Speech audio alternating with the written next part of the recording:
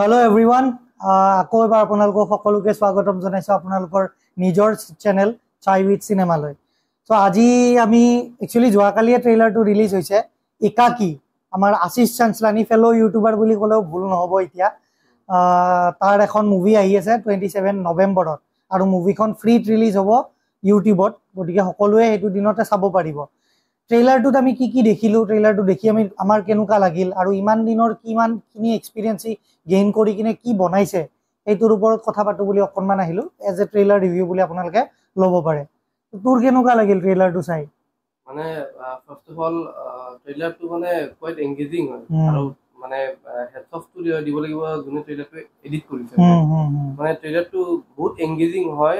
ফাৰ্ষ্টতে মানে ট্ৰেইলাৰটো এনেকুৱা হয় যে বহুত এংগেজিং দেখায়, বহুত ডাৰ্ক দেখায়, হৰৰ অলপমান কিবা কথা কয় আশিষ চাঞ্চলানীয়ে।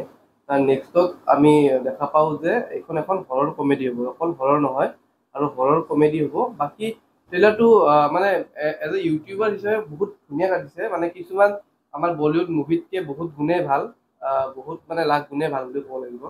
তো সেইখিনিয়ে এনে ট্ৰেইলাৰটোত কি দেখিছো আমি সেইটো অলপমান কনটেক্সটো দি দিওঁ। চ' বেচিকেলি 4জন ফ্ৰেণ্ড থাকে, এই 4জন ফ্ৰেণ্ডে এটা হলিডেত যায় আৰু তেওঁলোকে যায় আশিষ চাঞ্চলানীয়ে যোনটো কেৰেক্টাৰ প্লে কৰি আছে মানে সেই কেৰেক্টাৰটোৰ এটা নেটিভ বাংলো এটা থাকে তাৰ কোনোবা আংকলৰ, সেই বাংলোটোত যায় আৰু সেই বাংলোটোৰ নামেই থাকে একাকি, প্ৰথম একাকি ভিলা।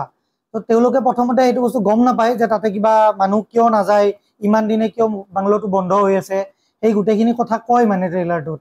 তো লাষ্টত যিমানে দিন পাৰ হয় ইমানে ইহঁতে এই বাংলোটোৰ বিষয়ে গম পাব ধৰে।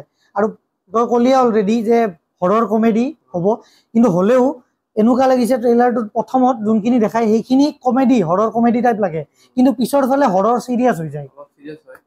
মানে এতিয়া সেইটোৱে যিহেতু ফ্ৰীত দিব আৰু আশিষ চাঞ্চলানীৰ ভিডিঅ' বহুতে মানে চায়ো, তো আই হোপ মানে হিট যাব পাৰে।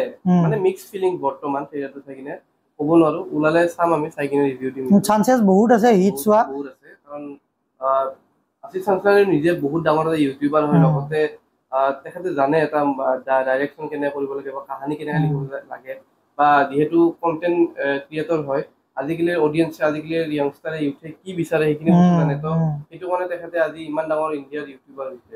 তো যদি ইমানখিনি ইনভেষ্ট কৰিছে একাকি বুলি এখন মুভি এখনত, তো অবভিয়াছলি কিবা এটা ভাল স্ক্ৰিপ্ট আছে, সেইকাৰণেহে কৰিছে, নহ'লেতো এনে নকৰিলো। আৰু চবতকে বেছি ডাঙৰ কথা ই নিজৰ টাইম ইনভেষ্ট কৰিছে, গতিকে ইমান বছৰ, আজি 2-3 বছৰ ধৰি একো ভিডিঅ'জ নাই, অকল মাজে মাজে এনে 2-এটা এপিৰিয়েঞ্চ দিয়ে আৰু এনেকুৱা টাইপৰ, কিন্তু তাৰ বাহিৰে একো ভিডিঅ' চিডিঅ' বনোৱা নাছিল। গতিকে সেই যিমানখিনি টাইম ইনভেষ্ট কৰিছে আমি হোপ কৰোঁ যে যাতে এইখিনি সফল হওক, তেওঁ নিজৰ এই প্ৰজেক্টটোত বিৰাট হিট মাৰক, এইখিনিয়ে আশা আৰু।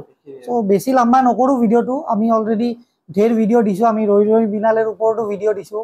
আপোনালোকে ট্ৰেইলাৰ যোনটো ৰিভিউ সেইটোক আপোনালোকে খুব সঁহাৰি জনাইছে, তাৰ কাৰণে বহুত বহুত ধন্যবাদ। আৰু আমাৰ ফেচবুক পেজটো কাইণ্ডলি ফ'ল' কৰি দিব ফৰ আপডেটছ, আৰু আমাক ফ'ল' কৰিব কাৰণে ডাইৰেক্টলি। তো সেইখিনিয়ে আমি বহুত অলৰেডি ক'লোৱে, চ' ইমান বেছি আৰু দীঘল নকৰোঁ। বাকী ধন্যবাদ যিখিনি ছাপোৰ্ট দিছে। ভিডিঅ'টো যদি ভাল পাইছে নিশ্চয় ডু লাইক, ছাবস্ক্ৰাইব এণ্ড কমেণ্টে বিৰাট মানে আমাক মটিভেট কৰে আপোনালোকৰ কমেণ্টবিলাকে।